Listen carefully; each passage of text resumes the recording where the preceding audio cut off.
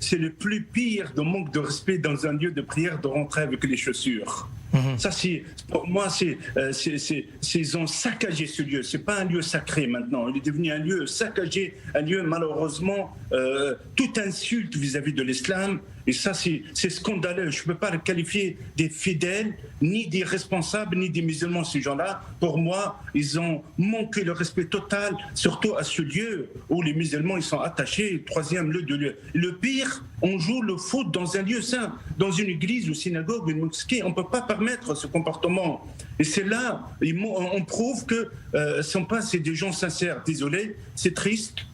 J'espère la voie de la sagesse, de dialogue, et que le dialogue à ce lieu saint, à cette ville sainte, celle de Jérusalem, où les trois religions, dans ces moments sacrés, ils peuvent passer leurs fêtes, leurs prières en toute harmonie, en toute sécurité, pas avec la voix de la haine, celle pro-Hamas ou pro-iranien, parce que les réseaux sociaux, malheureusement, cette minorité, c'est une minorité, mais les réseaux sociaux, quand on le regarde en France, ailleurs, c'est un réseau de déformation et d'amalgame énorme. Une dernière question, Imam.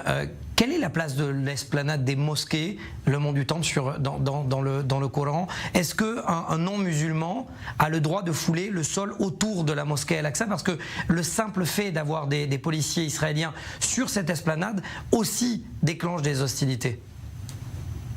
Vous savez, normalement, au sein de l'intérieur de la mosquée, c'est un lieu de prière. Et c'est un lieu, on peut normalement ouvert à tout le monde. Comme les autres mosquées ouvertes, tu peux avoir des chrétiens et des juifs.